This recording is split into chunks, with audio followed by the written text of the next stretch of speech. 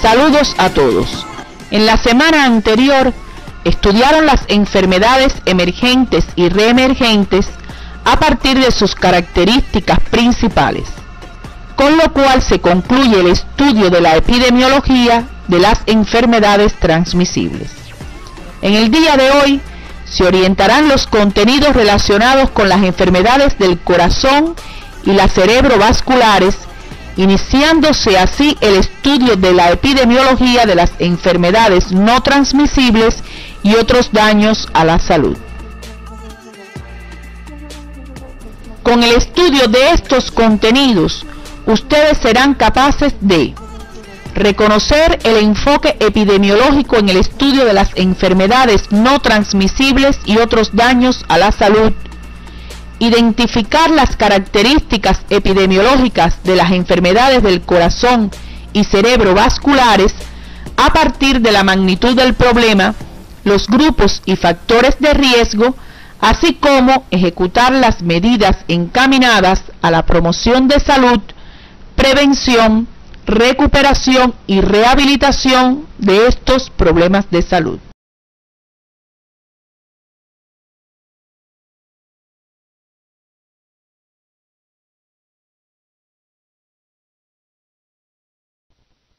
Como es conocido, existe una relación directa entre los cambios de las condiciones socioeconómicas de una población y la aparición de enfermedades. En la medida en que mejoran las condiciones sanitarias y disminuye el crecimiento de la población, las condiciones de salud cambian de forma tal que la incidencia de las enfermedades transmisibles y la mortalidad causada por ellas disminuye, en tanto que aumenta la proporción correspondiente a las enfermedades no transmisibles. La estrecha vinculación de estas enfermedades con los estilos de vida y los patrones sociales y culturales de las sociedades modernas ha motivado que las mismas se consideren enfermedades de la civilización. Bajo el término enfermedades no transmisibles se incluyen aquellas que no son causadas por un agente infeccioso específico. Se caracterizan por una evolución lenta y de larga duración, por lo que necesitan atención médica periódica y de por vida. Tienen un origen poco conocido, multicausal. Se manifiestan en la clínica por sus complicaciones, su alta letalidad y altas tasas de discapacidad. Las enfermedades no transmisibles pueden presentarse en todas las edades de la vida, incluida la infancia, aunque su prevalencia mayor es en los adultos y ancianos. Es por ello que durante los años 40 se consideraron como enfermedades asociadas inevitablemente al envejecimiento.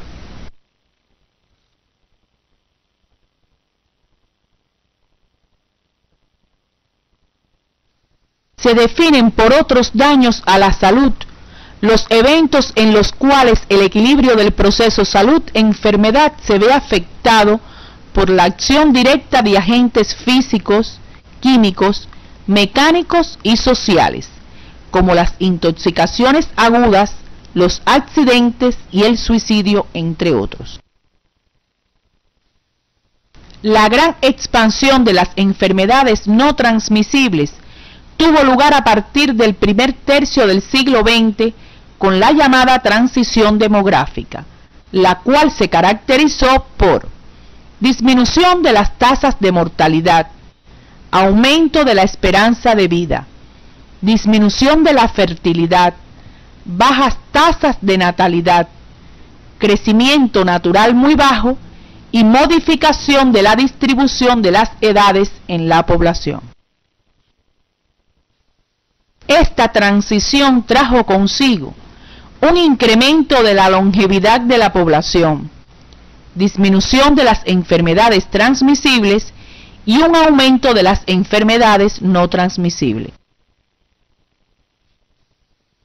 Más recientemente se usa el término de transición sanitaria por ser más abarcador, ya que incluye los cambios sociales, conductuales y la respuesta sanitaria a estos cambios.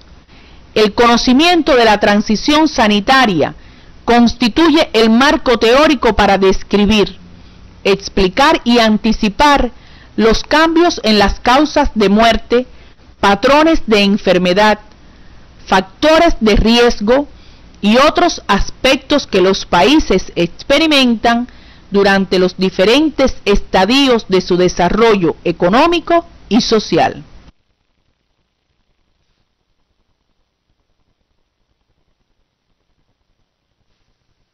Las enfermedades no transmisibles pueden dividirse en tres categorías. Aquellas que son causa frecuente de muerte, entre las cuales se encuentran las enfermedades del aparato circulatorio, las neoplasias malignas, la diabetes mellitus, la cirrosis y las hepatopatías crónicas, entre otras. Aquellas que con muy poca frecuencia son causa de muerte, como la depresión y otros trastornos mentales, las hernias, hemorroides, artrosis, anemias, cefaleas, entre otras, y las enfermedades asociadas a la senescencia, entre las que se encuentran la demencia senil, insuficiencia cardíaca, osteoporosis, cataratas, pérdidas auditivas y la incontinencia urinaria. Las enfermedades no transmisibles que tienen una elevada causa de muerte se caracterizan por elevada tasa de incidencia y prevalencia en los adultos y ancianos, elevada mortalidad en estas edades, etiología en la cual intervienen múltiples factores de riesgo, muchos de ellos relacionados con el estilo de vida, otros de índole social y genético, largo periodo de latencia, presencia de mayores complicaciones hacia los 65 años de edad, evolución prolongada de la enfermedad debido a limitadas expectativas de curación, elevada tasa de discapacidades y excelentes posibilidades de prevención, al poder actuar sobre los factores de riesgo modificables e indicar de manera oportuna el tratamiento para controlar la evolución de la enfermedad.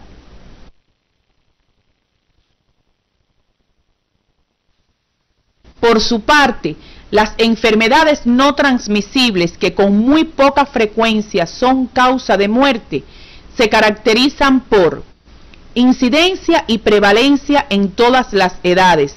Algunas, como es el caso de las alergias, son más frecuentes en las edades medianas de la vida y otras, como las artrosis, en las edades avanzadas. Baja o nula mortalidad, evolución fluctuante o recurrente, morbilidad de gravedad moderada, constituyen un motivo de consulta muy frecuente, buenas perspectivas de intervenciones preventivas y algunas generan una elevada tasa de discapacidades, como es el caso del alcoholismo y la artrosis.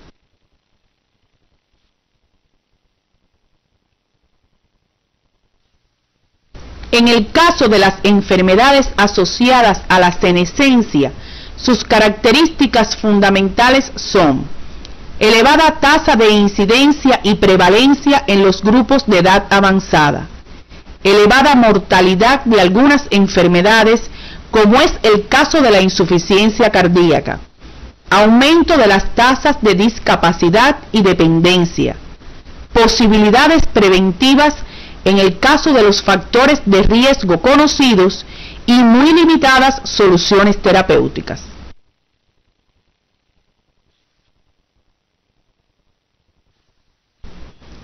Por lo expresado hasta aquí, Las acciones para el control de las enfermedades no transmisibles van a estar encaminadas a evitar, retrasar y reducir el inicio y desarrollo de los factores de riesgo, retrasar el inicio de la enfermedad, así como aliviar la gravedad de la misma, retrasar el inicio de las discapacidades y prolongar la vida de los individuos con una mejor calidad de vida.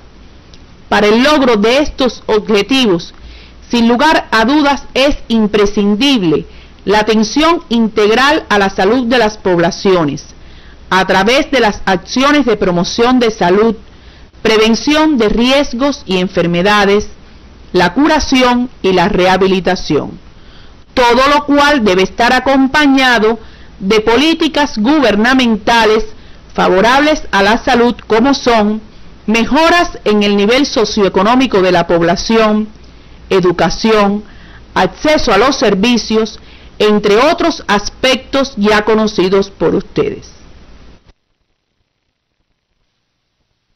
A continuación, pasaremos al estudio de la epidemiología de las enfermedades cardiovasculares, las cuales comprenden una gran variedad de condiciones que afectan al corazón y a los vasos sanguíneos, las que varían en su etiología, en sus manifestaciones clínicas y en su impacto sobre la salud.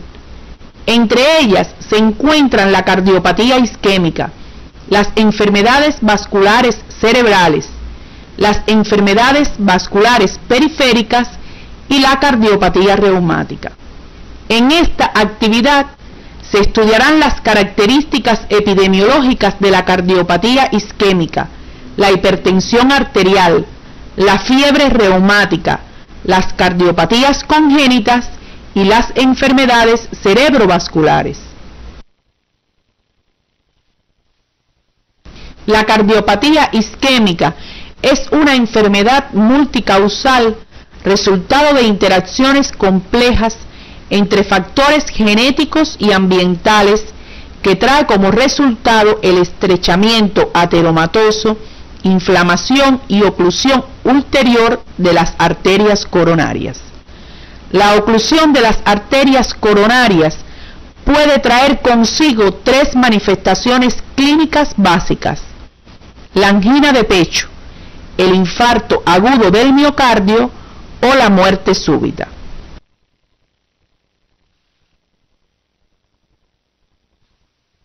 La cardiopatía isquémica constituye un problema de salud pública de primer orden a nivel mundial, debido a su elevada incidencia y mortalidad, carácter crónico, riesgo de nuevos episodios y complicaciones, la disminución de la calidad y la esperanza de vida y elevado costo económico. En Estados Unidos, por ejemplo, esta enfermedad constituye la principal causa de muerte y discapacidad prematura para hombres y mujeres. Se estima que para el año 2020 la cardiopatía isquémica continuará ocupando el primer lugar no solo en la mortalidad bruta, sino también como la principal causa de años de vida potencialmente perdidos. En los últimos años se han identificado una serie de características, ya sean biológicas o sociales, que predisponen a la enfermedad coronaria y se les ha denominado factores de riesgo coronario. Estos factores de riesgo pueden dividirse en modificables y no modificables. Los factores de riesgo no modificables son la edad, el sexo y la presencia de marcadores genéticos. El riesgo de cardiopatía isquémica aumenta progresivamente con la edad, pues la misma se correlaciona con el grado de aterosclerosis coronaria. Como se refirió con anterioridad, la enfermedad es más frecuente en el sexo masculino, pero en las mujeres después de la menopausia, esta tiende a igualarse. De igual forma, se han identificado factores genéticos, los cuales intervienen en el proceso de la aterosclerosis, de la coagulación y el sistema fibrinolítico. De ahí la importancia de los antecedentes familiares de cardiopatía isquémica en la etiología de la enfermedad. Su conocimiento permitirá en un futuro no muy lejano una identificación más precisa de los individuos de alto riesgo y la toma de decisiones clínicas especializadas. Por otra parte, los factores de riesgo modificables se pueden dividir en factores del comportamiento y factores fisiológicos. Entre los factores del comportamiento se encuentran el tabaquismo, el sedentarismo y los hábitos dietéticos inadecuados. Entre los factores de riesgo fisiológicos están la hipertensión arterial, la hipercolesterolemia, la obesidad, la diabetes mellitus, entre otras. Existen otros factores que también son considerados de riesgo, como son el consumo de anticonceptivos orales, el nivel socioeconómico y los factores psicosociales.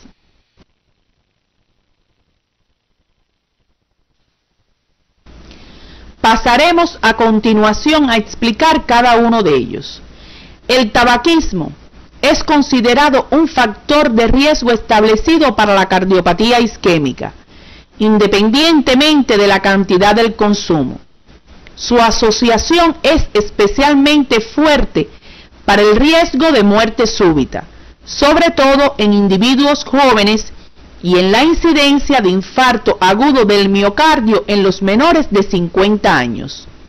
El tabaco eleva la concentración plasmática de las lipoproteínas de baja densidad y disminuye las de alta densidad. Produce además lesión endotelial, lo que provoca la aparición de aterosclerosis. Además, puede provocar efectos agudos mediados por alteraciones de la coagulación y por vasoconstricción de las arterias coronarias. Desde hace unos años, el sedentarismo se considera como un factor de riesgo establecido de cardiopatía isquémica, mientras que el ejercicio resulta beneficioso por la disminución de la presión arterial, la disminución de la resistencia a la insulina, en la regulación de la glicemia y del metabolismo de las lipoproteínas, la disminución del índice de masa corporal, así como en la distribución de la grasa corporal y en la tolerancia al estrés.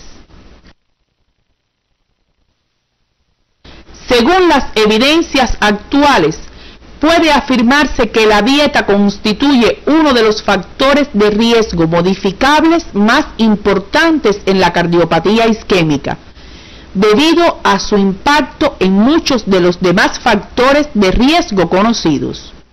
Una dieta rica en calorías, grasas, colesterol y sal resulta perjudicial. Sin embargo, una dieta rica en frutas y vegetales pueden tener un efecto protector frente a la cardiopatía isquémica. Existe una asociación continua entre los niveles de presión arterial y la cardiopatía isquémica. Los aspectos relacionados con la hipertensión arterial serán estudiados con posterioridad en esta misma actividad. El efecto del colesterol plasmático sobre el riesgo de aterosclerosis y cardiopatía isquémica depende en gran medida de la proporción relativa de los distintos tipos de lipoproteínas plasmáticas. A mayor concentración de lipoproteínas de baja densidad, mayor riesgo coronario, mientras que el aumento de las lipoproteínas de alta densidad disminuye el riesgo. La diabetes mellitus es un potente factor de riesgo de cardiopatía isquémica, pues en esta enfermedad se produce un incremento de las lipoproteínas de baja densidad, aumenta el estrés oxidativo, se asocia además con hiperinsulinemia, hipertensión arterial, alteraciones de la coagulación y alteraciones plaquetarias, lo que aumenta el riesgo aterotrombótico.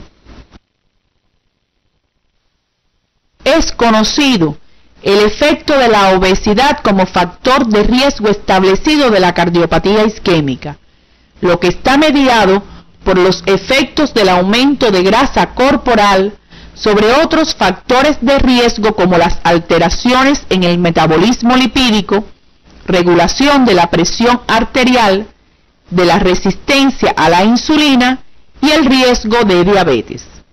La obesidad androide o central, estimada mediante el índice cintura-cadera, es un factor de riesgo de cardiopatía isquémica y está más asociada a la resistencia a la insulina, a la hipertensión arterial y a la hiperlipidemia que el índice de masa corporal.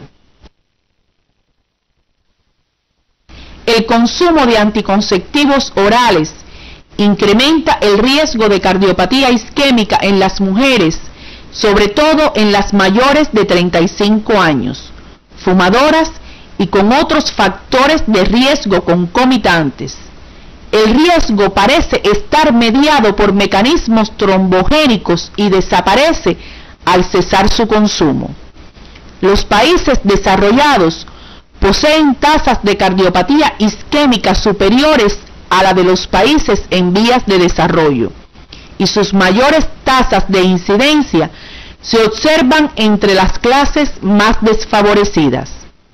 El escaso apoyo social, el estrés, la ansiedad y la depresión son reconocidos como factores psicosociales que aumentan el riesgo de sufrir cardiopatía isquémica.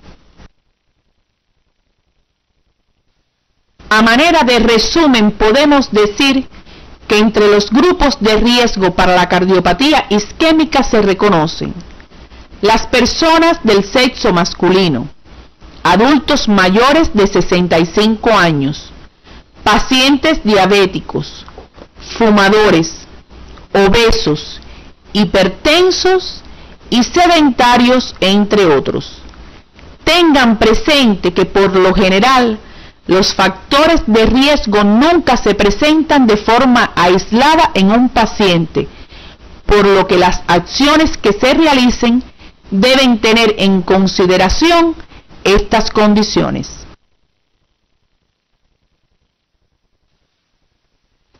El mayor impacto en la reducción de la cardiopatía isquémica está dado por acciones promocionales que eviten la aparición de los factores de riesgo antes mencionados. Cuando ya están presentes los factores de riesgo, las acciones preventivas están dirigidas al control o eliminación de los mismos en los grupos de alto riesgo y se dirigen a lograr mantener la tensión arterial por debajo de 140 y 90 milímetros de mercurio, mantener las cifras de colesterol normales, promover hábitos dietéticos adecuados dirigidos a reducir el consumo de calorías, sal y grasas saturadas y estimular el consumo de dietas ricas en frutas y vegetales, eliminar o disminuir el tabaquismo, incorporar a la población a las actividades físicas sistemáticas, lograr alcanzar y mantener el peso ideal, reducir la tensión emocional y, en el caso de los pacientes con diabetes mellitus, mantener el control de la enfermedad. Por otra parte, las medidas dirigidas a la recuperación tienen como objetivo conservar la vida del paciente mediante el diagnóstico temprano y el tratamiento oportuno. Es importante para ello dispensarizar a todo paciente de forma tal que se garantice un adecuado control y seguimiento. Otras de las medidas importantes son las acciones de rehabilitación, las cuales están encaminadas a readquirir mediante tratamientos apropiados la actividad física, mental y social perdida por la enfermedad o por sus complicaciones y secuelas. Pasaremos ahora al estudio de la hipertensión arterial, considerada como el factor de riesgo cardiovascular modificable más prevalente en la edad adulta, y uno de los que motiva un mayor número de consultas y genera elevados costos sanitarios en la atención a los pacientes.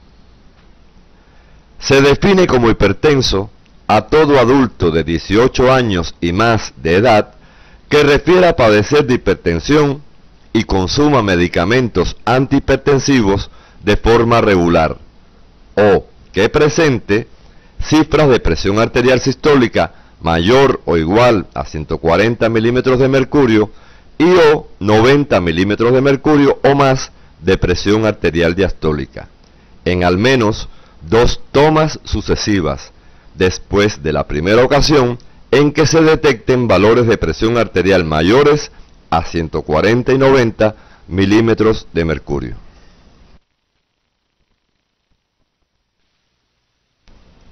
La hipertensión arterial es el principal factor de riesgo de enfermedad cerebrovascular y un factor de riesgo importante para la cardiopatía isquémica, la insuficiencia cardíaca y la insuficiencia renal.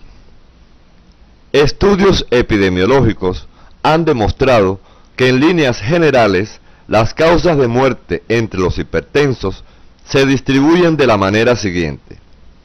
El 50% fallecerán por enfermedad cardiovascular, fundamentalmente por cardiopatía isquémica. El 33% por enfermedad cerebrovascular, un 10 a un 15% por insuficiencia renal y del 2 al 7% por otras causas. Se ha comprobado además que una reducción mantenida de la presión arterial de 5 milímetros de mercurio se asocia a una disminución de la incidencia de enfermedad cerebrovascular y de episodios coronarios del 34 y del 21% respectivamente.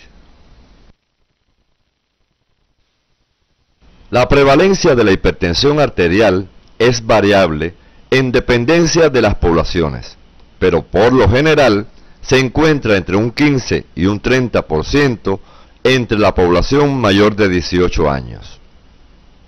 Es importante que tengan en cuenta algunas características epidemiológicas de la hipertensión arterial que influyen en su prevalencia, entre las cuales se encuentran: el número de casos aumenta con la edad hasta los 70 años y después desciende. Es más frecuente en personas de la raza negra. Por debajo de los 50 años, su prevalencia es mayor en los hombres y por encima de esa edad aumenta en el sexo femenino. Su prevalencia es mayor en los pacientes con obesidad. Y por último, en poblaciones en las que el consumo de sal y alcohol es elevado, aumenta la prevalencia.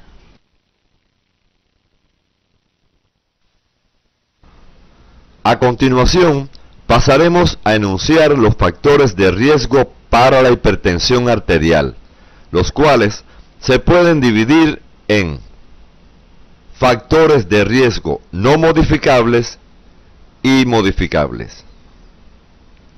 Los factores de riesgo no modificables son la edad, el sexo, la raza y los antecedentes patológicos familiares de enfermedad cardiovascular. Mientras que los factores modificables son la obesidad, el sedentarismo, la dislipidemia y el alto consumo de sal en la dieta. Se han descrito otros factores de riesgo como son el tabaquismo, el alcoholismo, el estrés, las deficiencias de magnesio y potasio, aunque si bien estos por sí solos no producen hipertensión, tienen un papel importante en asociación con otros factores de riesgo. Pasaremos ahora a estudiar cada uno de estos factores. Como se explicó anteriormente, la hipertensión aumenta con la edad y en las personas de edad avanzada predomina la hipertensión sistólica aislada. En relación con el sexo, se ha demostrado que la enfermedad es más frecuente por debajo de los 50 años en el sexo masculino. Por encima de esta edad, la prevalencia es ligeramente superior en el sexo femenino por la mayor incidencia de la enfermedad en las mujeres posmenopáusicas. La prevalencia es mayor en los individuos de la raza negra, los cuales desarrollan las formas más graves de la enfermedad y de peor pronóstico. Sin embargo, se ha señalado que los factores socioeconómicos también influyen en la mayor prevalencia en este grupo. Los factores hereditarios han sido considerados como importantes factores de riesgo en la génesis de la hipertensión arterial. Se han identificado varios genes responsables de algunas de las alteraciones que ocurren en el paciente hipertenso. Estos factores tienen mayor relevancia cuando están presentes en familiares de primer grado como padres y hermanos. Existe una relación directa y lineal entre el índice de masa corporal y la presión arterial, y es particularmente importante la obesidad central, la que con frecuencia se acompaña de resistencia a la insulina, hiperinsulinemia, intolerancia a la glucosa e hipertensión arterial, lo que se conoce como síndrome metabólico. Se considera que el mecanismo inductor de hipertensión en la obesidad se debe a un aumento de la volemia y del volumen sistólico. El sedentarismo incrementa el riesgo de padecer de hipertensión arterial y está muy asociado a la obesidad.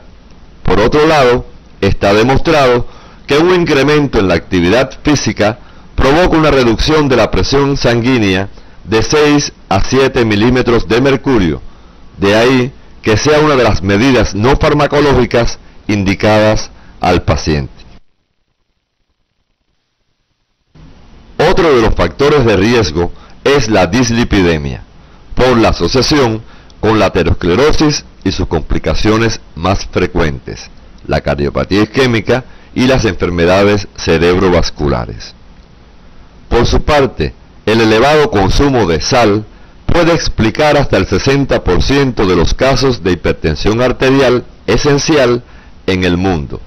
Varios estudios han demostrado que en poblaciones con una ingesta muy baja de sal registran una prevalencia de hipertensión arterial considerablemente baja. Sin embargo, no todos los individuos responden de igual manera al efecto presor del sodio, por lo que se admite que existen dos grupos: los hipertensos sal sensibles, en los que la presión arterial se eleva con altas ingestas de sodio, y los sal resistentes, los cuales no presentan este efecto y no responden a una dieta pobre en sodio. Mencionaremos ahora algunas de las medidas dirigidas al control y eliminación de los factores de riesgo de la hipertensión arterial en la población general, las que incluyen identificar a los individuos de alto riesgo, disminuir la ingestión de sal en la población general, combatir el sedentarismo y la obesidad, atender las infecciones del tracto urinario, promover el consumo de potasio y magnesio, además de facilitar la recreación. Las medidas de control están dirigidas al diagnóstico precoz y al tratamiento oportuno. Ustedes ya conocen las pautas de tratamiento en el paciente hipertenso por la asignatura clínica 3, en el cual deben considerarse como una de las medidas imprescindibles las acciones no farmacológicas encaminadas a modificaciones en los estilos de vida, y si con ello no se consigue el control de la hipertensión, debe añadirse tratamiento farmacológico seleccionando el medicamento adecuado para cada paciente.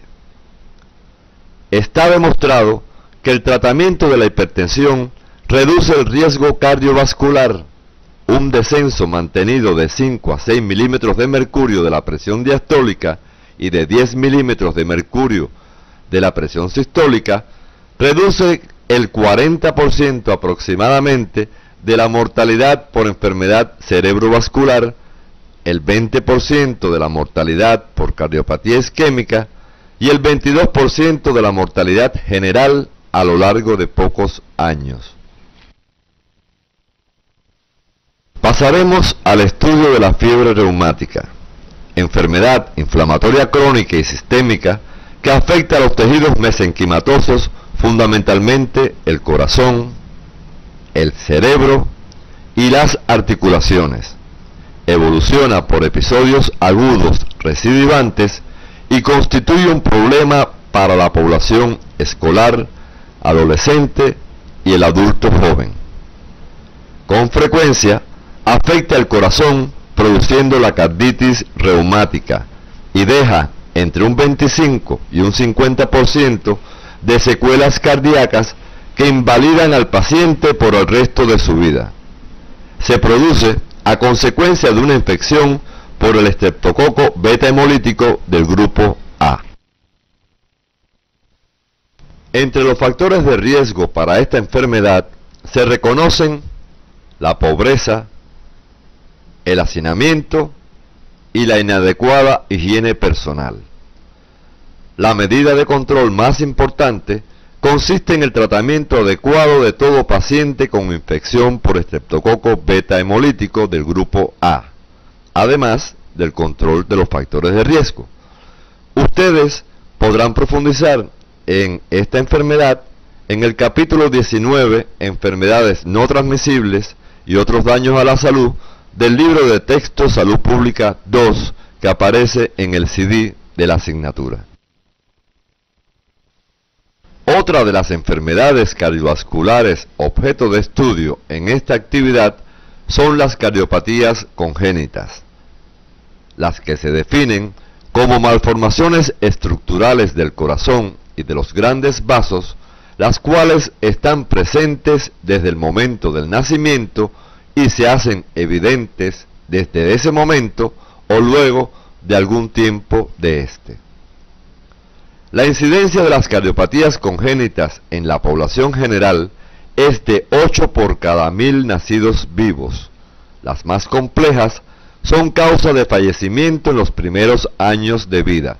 Sin embargo, hoy se estima que más del 85% de los niños nacidos vivos con cardiopatías congénitas alcanzan la edad adulta debido al desarrollo impetuoso de los medios de diagnóstico de la cardiología intervencionista y de la cirugía cardiovascular. Se reconocen como las cardiopatías congénitas más frecuentes la comunicación interventricular, la comunicación interauricular, la persistencia del conducto arterioso, la estenosis pulmonar, la coartación de la aorta, la tetralogía de Fallot, la transposición de los grandes vasos y la atresia tricuspidia.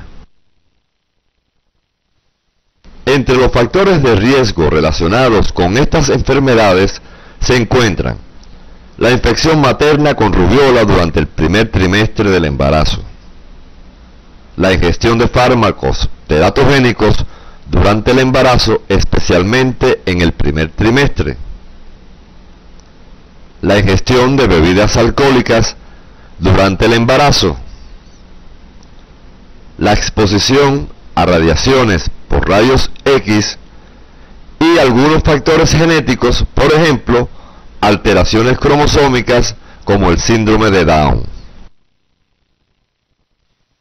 Las medidas encaminadas al control de estas enfermedades deben estar orientadas a la promoción de salud y prevención de riesgos a través de brindar una adecuada atención prenatal, evitar la exposición a sustancias teratogénicas durante el embarazo, especialmente durante el primer trimestre. En el caso del paciente diagnosticado, debe de imponerse tratamiento médico de forma temprana, con un seguimiento adecuado por parte del equipo de salud de forma multidisciplinaria que permita tomar las decisiones adecuadas en cada paciente.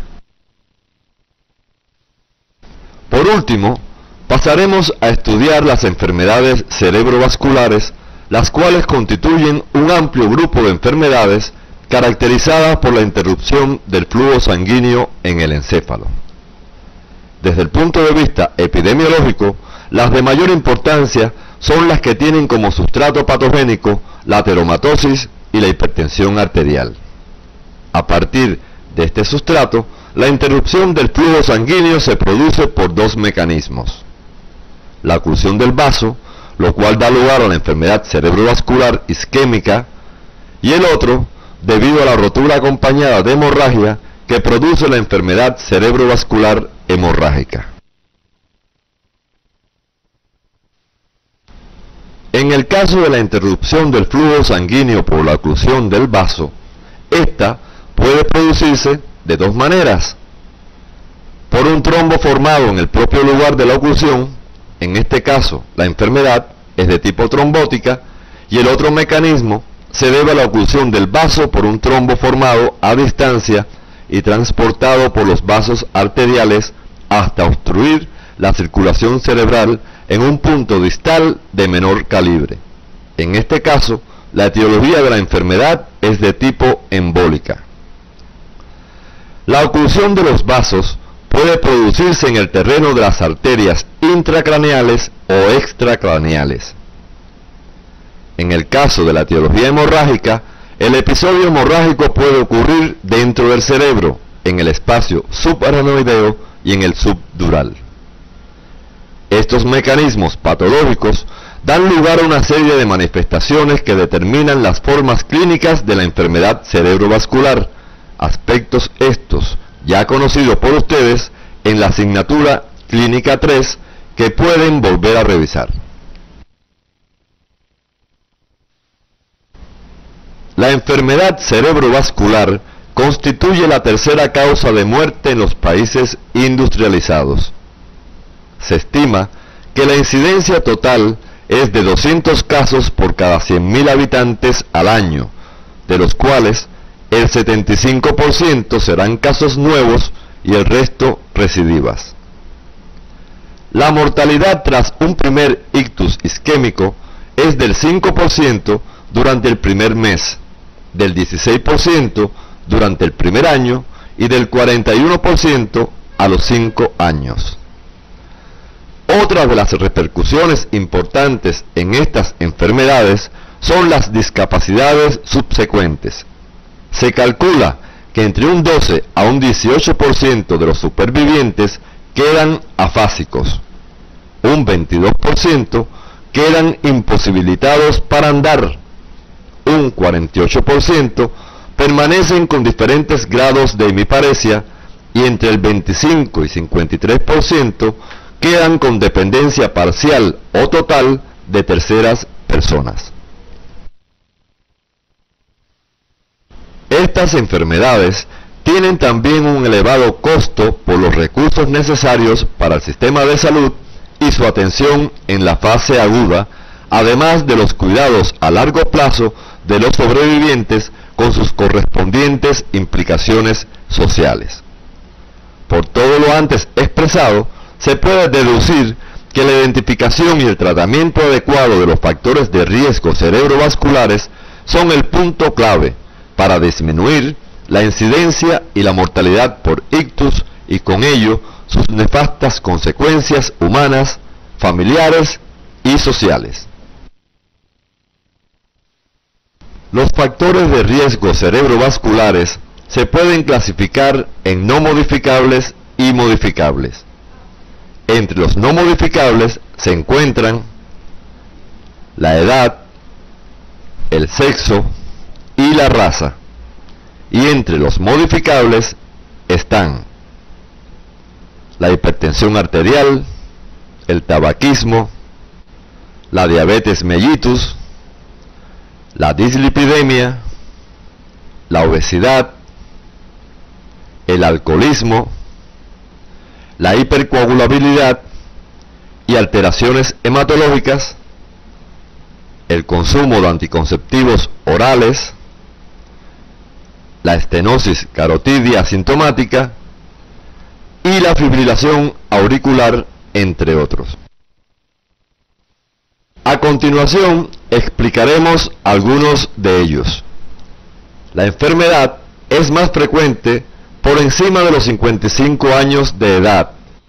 El sexo masculino es el más afectado. Sin embargo, las mujeres desarrollan las formas más incapacitantes y con mayor frecuencia mortal. Es más frecuente en las personas de la raza negra. Respecto a los factores de riesgo modificables, está reconocido que la hipertensión arterial es el principal factor de riesgo tanto para la enfermedad cerebrovascular isquémica como para la hemorrágica. Se considera que cada aumento de 10 milímetros de mercurio incrementa en 2 el riesgo de enfermedad cerebrovascular. La hipertensión sistólica del anciano es un factor de riesgo importante. De igual manera, se estima que la disminución en la incidencia de las enfermedades cerebrovasculares está en relación directa con el mejor control del paciente hipertenso. El tabaquismo es otro de los factores de riesgo importante en esta enfermedad. Se considera que el mismo aumenta en 2 el riesgo de enfermedad cerebrovascular isquémica. Si se asocia con hipertensión, entonces el riesgo se incrementa en 20 con respecto a los no hipertensos no fumadores. La frecuencia del ictus en los fumadores decrece a los 2 años de dejar el tabaco y a los 5 años se iguala al de los no fumadores. La diabetes incrementa de 1,8 a 6 veces el riesgo de enfermedad cerebrovascular aterotrombótica y aumenta la gravedad y recurrencia del ictus. Los pacientes diabéticos son especialmente susceptibles a padecer aterosclerosis y presentan un incremento de los factores de riesgo vasculares como hipertensión, dislipidemia y obesidad. El alcoholismo es otro de los factores de riesgo tanto para la enfermedad cerebrovascular isquémica como para la hemorrágica, lo cual está relacionado con alteraciones que produce el alcohol en exceso sobre los factores de la coagulación y en alteraciones propiamente dichas sobre los vasos sanguíneos. Ustedes podrán profundizar en estos factores de riesgo en los libros de texto Fundamentos de Salud Pública 2, capítulo 19, y Atención Primaria, Conceptos, Organización y Práctica Clínica de Martín Zurro, que se encuentran en el CD de la asignatura. Por último, estudiaremos las medidas de prevención, que como en otras enfermedades no transmisibles estudiadas en el día de hoy, están encaminadas a la promoción de salud y disminución de los factores de riesgo en los grupos de alto riesgo, como son pacientes con hipertensión arterial, en los cuales es imprescindible mantener un control adecuado; fumadores, en los que se debe estimular la deshabituación tabáquica así como la realización de acciones promocionales que eviten la aparición del hábito en la población. Pacientes con cifras altas de colesterol, obesos y sedentarios,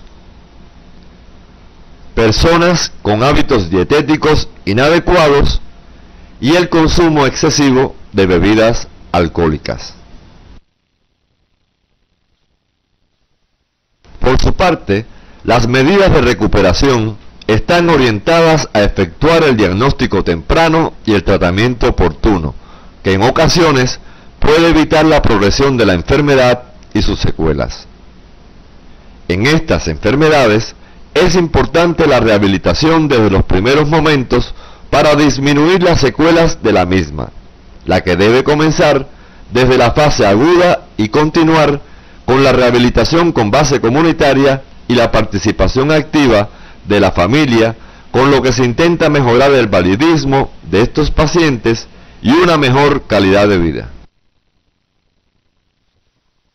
A continuación, le proponemos la siguiente tarea docente. Durante la práctica docente, seleccione un paciente con diagnóstico de hipertensión arterial y a través de la anamnesis y el examen físico, identifique los factores de riesgo presentes en el mismo. A. Clasifíquelos en modificables y no modificables. B. Proponga algunas medidas dirigidas al control de estos factores identificados.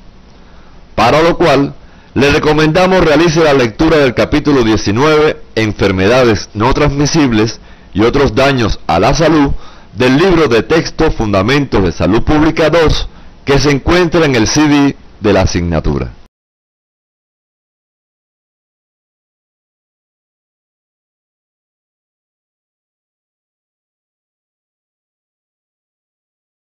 Al finalizar la actividad orientadora de hoy, podemos concluir que las enfermedades no transmisibles se caracterizan por una evolución lenta y de larga duración, por lo que requieren de una atención médica periódica y de por vida. Su etiología es por lo general multicausal. Las enfermedades no transmisibles tienen una alta letalidad y altas tasas de discapacidad.